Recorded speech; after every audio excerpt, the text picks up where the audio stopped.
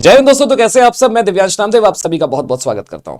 दोस्तों, पाकिस्तान की एक और नापाक हरकत एलओसी के बॉर्डर में एक्सपोज हो चुकी है। इंडियन आर्मी ने कल पाकिस्तान से भेजे गए ड्रोन्स को ना सिर्फ मार गिराया, बल्कि जो ड्रोन भारतीय सीमा में घुसने का प्रयास कर रहे थे वो वापस से अपने मुल्क जा भी चुके हैं। अब यहां पर एक सबसे बड़ा प्रश्न आता है कि पाकिस्तान जिस तरीके से हाइब्रिड वॉरफेयर को अडॉप्ट कर चुका है, और अभी रिसेंट में कुछ जो ड्रोन्स पाकिस्तान से पकड़े गए हैं और जो हथियार उस ड्रोन से बरामद हुए हैं, ये बताते हैं कि पाकिस्तान भारत के खिलाफ एक बड़ा षड्यंत्र करने का प्रयास कर रहा है। हो सकता है कि पाकिस्तान वॉर के लिए रेडी कर रहा हो, या फिर हो सकता है जो पुराना उसका पैटर्न चलता आता है ड्रोन्स के माध्यम से, वो जिस तरीके से नारकोटिक्स टेररिज्म को बढ़ा रहा है, हथियार को सप्लाई कर रहा है, ड्रग्स डिलीवर कर रहा है, पाउडर डिलीवर कर रहा है, ये सब साजिशों का पर्दाफाश करता है।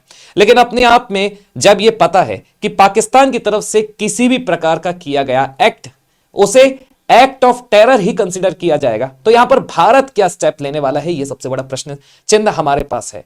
सवाल यह है कि भारत किस तरीके की तैयारी कर रहा है, क्योंकि देखा जाए तो अभी दोनों देशों की तरफ से किसी भी प्रकार का कोई स्टेटमेंट इसके रिगार्डिंग नहीं आया है, और ना भारत ने भी कोई ऑफिशियल स्टेटमेंट जारी किया है।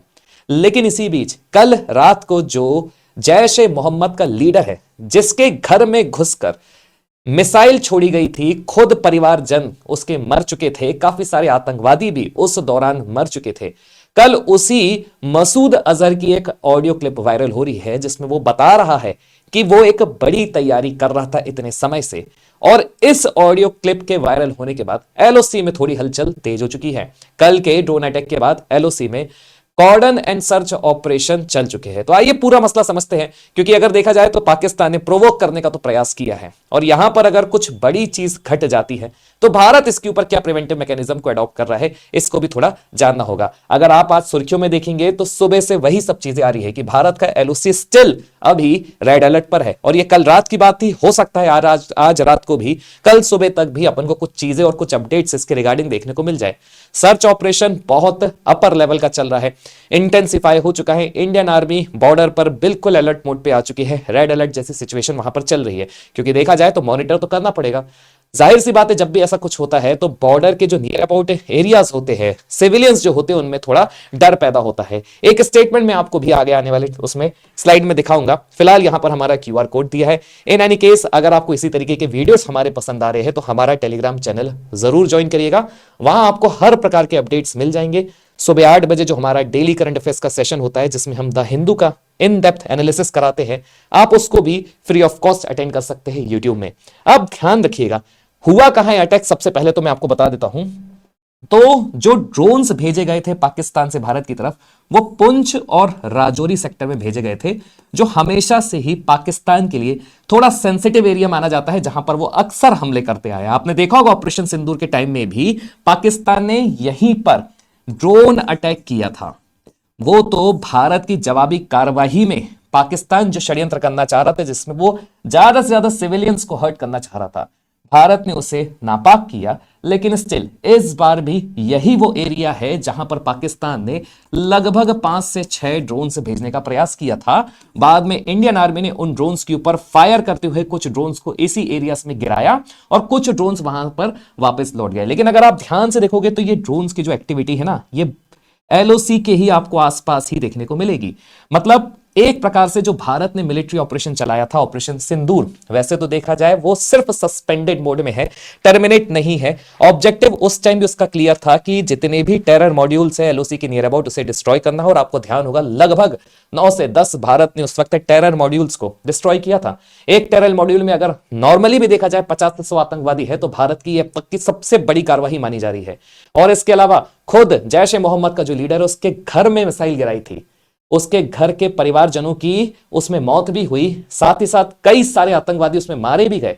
तो एक प्रकार से यह आक्रोश भी है जिसका बदला वो लंबे समय से लेना चाह रहा था और खुद को यह तैयार कर रहा था। अक्सर जब कभी भी पाकिस्तान ड्रोन से इस तरीके की चीजें करता है तो इसके इंटेंशन 2 रहते हैं। पहला रहता है सर्वेलेंस, दूसरा रहता है ड्रोन के माध्यम से कुछ जरूरी चीजें उसके लोगों को पहुंचाना। और यहां पर मदद करते हैं वहीं के लोग जो एलओसी के आसपास रहते हैं। फिलहाल जो पाकिस्तान की तरफ से अपन उनकी बात कर रहे हैं, तो यहां पर अगर आप देखोगे तो एक बड़े षड्यंत्र की तरफ ये इशारा कर रहा है। अब आपको अगर इसकी लोकेशन समझ में आ गई होगी तो मैं आपको बताता हूं।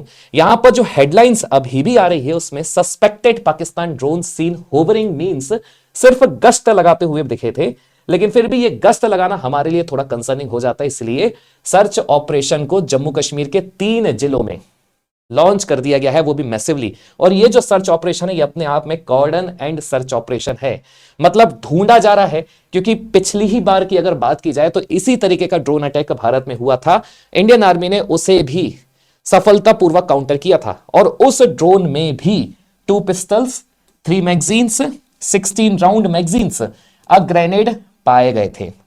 और अगर देखा जाए तो पाकिस्तान जिस हाइब्रिड वॉरफेयर की तरफ जा रहा है वो ड्रोन के माध्यम से ना सिर्फ वेपन्स को डिलीवर कराता है एलओसी के नियर अबाउट एरियाज में, बल्कि नार्कोटिक टेररिज्म को भी बढ़ावा दे रहा है।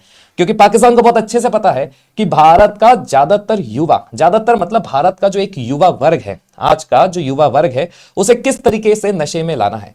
तो यह भी एक बड़ी षड्यंत्र की साजिश चलती है पाकिस्तान के बहुत लंबे समय से, जिसमें आप देखेंगे तो पंजाब की बॉर्डर के नियर अबाउट भी है ना नार्कोटिक टेररिज्म के कई सारे आपको इंसिडेंसेस देखने को मिल जाएंगे। और इसके अलावा भारत के कई बड़े क्षेत्रों में भी ये चीजें देखने को मिल जाएगी। लेकिन बात वही है, उसको बहुत अच्छे से पता है कि अगर भारत के राष्ट्र की संस्कृति को अटैक करना है तो वहां के युवाओं को सबसे पहली बात तो नशे में धुत करना पड़ेगा। लेकिन इस बार पाकिस्तान के जो ड्रोन पकड़े गए उसमें आर्म्स एंड एम्युनिशन ज्यादा थे। इंडिकेशन है कि पाकिस्तान की एलओसी के नियर अबाउट कुछ एक ऐसा खास वर्ग तैयार है जो भारत के ऊपर किसी भी वक्त अटैक कर सकता है। फिलहाल वो अगर स्लीपर मोड में बोल दिया जाए तो इसमें कोई गलत बात नहीं होगी। अब यहां पर आपको ध्यान होगा कि 2 महीने पहले ही एक वार्निंग जारी की गई थी। आपकी इमेज पर यहां पर है ख्वाजा आसिफ, अब ये डिफेंस मिनिस्टर है ना। और इसकी तरफ से जो स्टेटमेंट आया है कि Pakistan is ready for 2 front war. अब 2 फ्रंट वॉर का मतलब यह है कि पाकिस्तान अफगानिस्तान के साथ भी एंगेज हो सकता है डुरंट लाइन के आसपास, और भारत के साथ भी एंगेज हो सकता है। यह पाकिस्तान को लगता है और पाकिस्तान के डिफेंस मिनिस्टर, वैसे तो इनके पूरे ऊल जलूल बयान है, आपको ध्यान होगा ये खुद एक्सेप्ट कर चुके हैं कि वेस्ट ने पाकिस्तान को एक डर्टी लैंड की तरह यूज किया है, अपने हितों के लिए यूज किया है। भारत की बात की जाए तो भारत के अगेंस्ट में भी इनके जो शब्द थे कि लंबे समय से हम भारत के अगेंस्ट में प्रॉक्सी वॉर करते आए हैं, टेररिज्म को प्रमोट करते आए हैं। तो जब वहां का खुद डिफेंस मिनिस्टर बोल रहा है तब भी बड़े हिपोक्रेसी वाली ही बात होती है कि इंटरनेशनल प्लेटफॉर्म्स में इनको इतनी तवज्जो दी जाती है। आपको ध्यान होगा कि काउंटर टेररिज्म नाम की जो व्यवस्था है यूनाइटेड नेशंस में, उसकी चेयरमैनशिप को होल्ड कर चुका है पाकिस्तान। वैसे तो पूरी हायरार्की है, रोटेशनल बेसिस पे चेयरमैनशिप मिलती है, लेकिन बड़े शर्म की बात है जो आतंकवादी को पनपता है, पनपाता है, पालता है, आज उसी मुल्क को काउंटर टेररिज्म का चेयरमैन बना के रखा है यूनाइटेड नेशंस ने। और देखिए अमेरिका का साथ है, आईएमएफ की तरफ से लगातार लोन मिल रहा है। पैसा जा कहां रहा है? पैसा ये बताता है, और जो जा रहा है पाकिस्तान जो लगा रहा है वो ये बताता है कि पाकिस्तान हो सकता है कि भारत के खिलाफ एक लंबी साजिश करना चाह रहा हो। Drone incursion at India border renew fears of conflict with the Pakistan. Indian officials say drone returns after hovering in country's airspace for a minute. अब इस दौरान राजौरी के एक गांव के विलेजर ने कहा है कि हमें नहीं पता कि ड्रोन को इंटरसेप्ट किया गया है कि नहीं, लेकिन हाँ बहुत सारी फायरिंग उस दौरान की गई थी। आपने विजुअल्स भी देखे होंगे कि इंडियन आर्मी ने बहुत ही साहसपूर्वक उस सारे ड्रोन्स को काउंटर किया। लेकिन काउंटर होने के बाद कुछ ड्रोन्स तो पकड़े गए, लेकिन कुछ वहां पर वापस भी चले गए। तो एक प्रकार से जो इनिशियल इंडिकेशन है हो सकता है कि सर्वेलेंस के नाम से आए। इसी दौरान जो मसूद अजहर है उसका एक ऑडियो क्लिप बहुत वायरल हो रहा है। उसने कहा है ना 1 ना 100 ना 1000 बल्कि हजारों सुसाइड बॉम्बर से रेडी है। और ये जैश ए मोहम्मद टेररिस्ट का मसूद अजहर बोल रहा है, एक ऑडियो क्लिप जो वायरल हो रही है। और इसको लेकर थोड़ा कंसर्निंग सिचुएशन भारत में जग चुकी है, क्योंकि अगर इसकी तरफ से ये इंडिकेशन आ रहा है तो ये वही शख्स है जिसने भारत को लंबे समय तक परेशान किया है। और भारत ने भी ऑपरेशन सिंदूर के टाइम में एकदम प्रिसाइसली इसी के घर के ऊपर और इसी के टेरर मॉड्यूल के ऊपर अटैक किया था। आप समझ सकते हैं कि हम ऑलरेडी अलर्ट मोड में हैं, लेकिन इस सिचुएशन में जो ऑडियो क्लिप वायरल हो रही है थोड़ा थ्रेटनिंग तो है, थोड़ा कंसर्निंग हो जाता है। और हुआ भी कुछ ऐसा कि ड्रोन अटैक के बाद भारत ने और इंडियन आर्मी ने सर्च एंड कॉर्डन ऑपरेशन को एकदम से तेज कर दिया है। पूरा जो एरिया है ना, जो पूरा एरिया है उसे इंडियन आर्मी के द्वारा डोमिनेट किया गया है, सर्वेलेंस को और ज्यादा इंटेंसिफाई कर दिया गया है। अब यूजुअली पाकिस्तान ने जो पैटर्न अडॉप्ट करके रखा है, इस पैटर्न के अंतर्गत पाकिस्तान हाइब्रिड वॉरफेयर में, याद रखिएगा पहली बार नहीं है, अक्सर ड्रोन्स के माध्यम से पाकिस्तान ने वेपन्स को गिराया है एलओसी के नियर अबाउट, नार्कोटिक्स को सप्लाई किया है, नार्कोटिक टेररिज्म को बढ़ाया है एलओसी के नियर अबाउट, और रिकनेंसाइज और टेरर मॉड्यूल्स को भी मदद करी है कंडक्ट करने में। यूजुअली जब भी इस तरीके के ड्रोन्स अटैक हुए हैं बॉर्डर के नियर अबाउट, आपने देखा होगा कि ड्रोन्स के बहाने पाकिस्तान ने इन्फिल्ट्रेट कराने की भी कोशिश करी है। आतंकवादियों को भारतीय सीमा में प्रवेश कराने की भी कोशिश करी है, ताकि लोगों का ध्यान इधर जाए और नीचे से आतंकवादी भारत के सीमा में प्रवेश कर जाए। वैसे तो पहले पाकिस्तान खुद आतंकवादियों को भारत में भेजता था, लेकिन अगर आप देखोगे तो अभी उसने भी अपना सिनेरियो, थोड़ा जो पैटर्न है उसे चेंज कर दिया। वो ड्रोन की ज्यादा सहायता ले रहा है और उसका छोटा सा कारण है, देखिए छोटा सा कारण यह है कि पाकिस्तान आखिरकार ड्रोन्स को ही क्यों यूज कर रहा है। तो सबसे पहला कारण है कि ड्रोन बहुत ही सस्ते होते हैं और काफी ज्यादा इंपैक्टफुल होते हैं।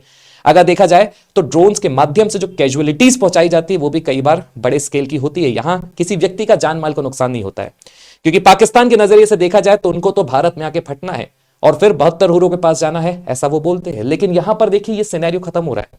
यहां पर 72 हुर के पास कौन जा रहे हैं? Drones, right. लो कॉस्ट होते हैं, हाई इंपैक्ट होते हैं, डिफिकल्ट होता है इनको डिटेक्ट करना। रडार में इजीली ये डिटेक्ट नहीं हो पाते क्योंकि काफी छोटे होते हैं।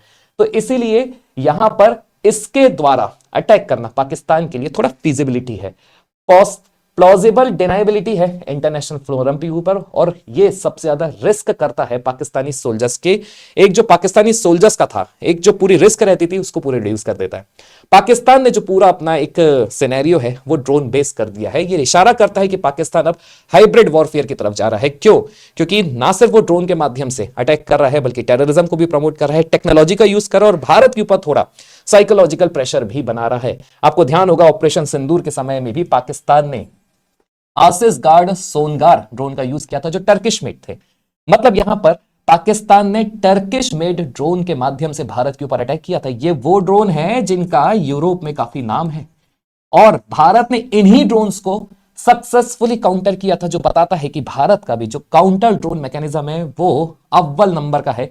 इजराइल और यूएस जैसा ही है एक प्रकार से। टर्की का भी, और टर्की को भी मुंह की खानी पड़ गई थी। और ये वही टर्की है जिसको भारत ने कुछ समय पहले, जब वहां पर भूकंप आया था, तो भारत ने मदद के लिए सबसे पहले अपनी ही एक जो डिजास्टर रिलीफ फोर्स है वो भेजा था। अब आप इमेजिन कर सकते हैं कि भारत ह्यूमैनिटी की जब बात आती है तो हमेशा खड़ा रहता है, लेकिन ये टर्की का बिहेवियर है भारत के अगेंस्ट में, और कभी सही रहा भी नहीं है। देखा जाए तो टर्की ने हमेशा कश्मीर का मुद्दा उठाया है और कहा है कि भारत के हित में नहीं है, पाकिस्तान के हित में ही है। हमेशा पाकिस्तान को पब्लिकली इंटरनेशनल फोरम्स में हमेशा उसने सपोर्ट किया है। नाउ ड्रोन किस लिए यूज किए गए थे, सबसे बड़ा प्रश्न ये है। हमेशा यहां पर अब जो पाकिस्तान अडॉप्ट कर रहा है उसमें आर्म्स को स्मगल करता है, एम्युनिशन को स्मगल करता है, टेरर नेटवर्क को फंड करने में सहायता होती है नार्कोटिक्स के माध्यम से, इंडियन मिलिट्री की पोजीशंस की मैपिंग पता चल जाती है, और स्लीपर सेल्स को भी एक्टिव करने में मदद मिलती है। मतलब अब जो टेररिज्म है is becoming more remote controlled and reducing the need for physical infiltration. देखिए पाकिस्तान इस चीज से बहुत लंबे समय से बच चुका है। पहले जो फिजिकल इन्फिल्ट्रेशन पाकिस्तान लगातार कर चुका था, आज के समय की बात की जाए तो पाकिस्तान ड्रोन के माध्यम से स्लीपर सेल्स को भी मदद पहुंचा रहा है, और नार्कोटिक टेररिज्म को बढ़ावा करते हुए एक टेरर नेटवर्क को फंडिंग कराने में भी मदद पहुंचा रहा है। साथ ही साथ आर्म्स एंड एम्युनिशन तो पहुंचा ही रहा है। और अभी देखिए कुछ ही दिन पहले कुछ इस तरीके का ड्रोन पाया गया था पाकिस्तान की तरफ से। मतलब देखा जाए तो इंडियन आर्मी भी लगातार एक्टिवली इस चीज को काउंटर करने में सक्सेसफुल है। Pak using narco terrorism as new tool for proxy war. Senior army officer का कहना है, lieutenant general Upendra Dwivedi said Pakistan is sending drugs weapons through drones in an attempt to disrupt the social fabric।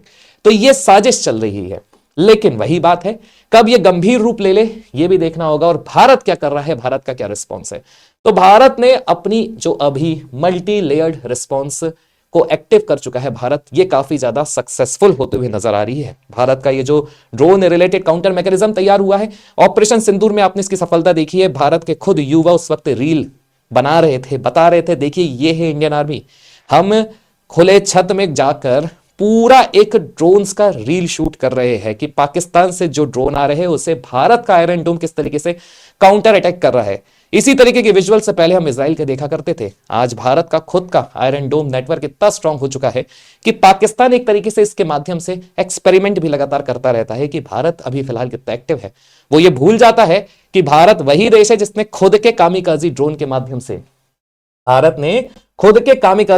माध्यम से पाकिस्तान को अति में आघात पहुंचाया है। उसकी राजधानी में घुस के उसके एयर बेसिस के रेडार सिस्टम को जो देश डीएक्टिवेट कर सकता है, डिस्ट्रॉय कर सकता है, वो भारत है। तो यहां पर भारत का रिस्पांस भी अभी फिलहाल क्लियर है, क्योंकि अपन बात कर रहे हैं काउंटर मैकेनिज्म की। तो भारत ने जिस तरीके का मल्टी लेयर्ड रिस्पांस तैयार किया है उसमें सबसे पहले आ जाता है एंटी ड्रोन सिस्टम। और इस एंटी ड्रोन सिस्टम में भारत का सॉफ्ट किल और हार्ड किल दोनों ही इंक्लूडेड है, जिसे तैयार भारत के डीआरडीओ ने किया है।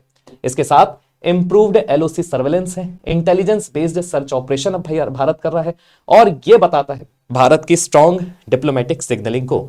नाउ भारत फिलहाल ड्रोन इंट्रूशन को एक डायरेक्ट थ्रेट मानता है सोवरेनिटी और इंटरनल सिक्योरिटी के अगेंस्ट में। अब वही बात आती है कि जब भारत ये स्टेटमेंट देता है तो आपको ध्यान होगा भारत का एक और स्टेटमेंट था कि भारत लगातार पाकिस्तान की तरफ से अगर कोई भी गलत कृत्य किया जाता है तो भारत उसे एक्ट ऑफ वॉर ही माना जाएगा। आपको स्टेटमेंट याद होगा, any act of terror will be considered as an act of war.